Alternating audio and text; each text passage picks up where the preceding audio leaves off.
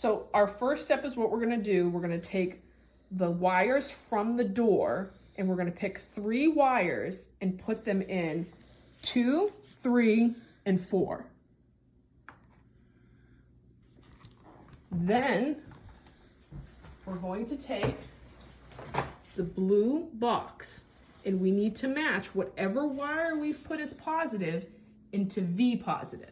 Whatever wire we've put into negative, we need to put into V negative. Then this extra wire for the 4, which operates the door, goes into the positive.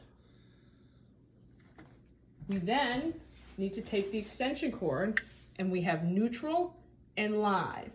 Neutral is the larger piece. Live is the smaller one. We take that and we plug it in.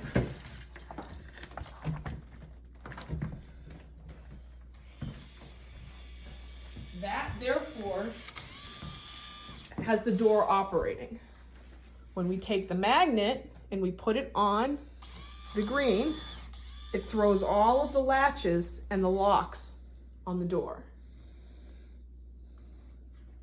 Taking the paper clip to the 2 to the 4 will therefore retract everything. Take them out.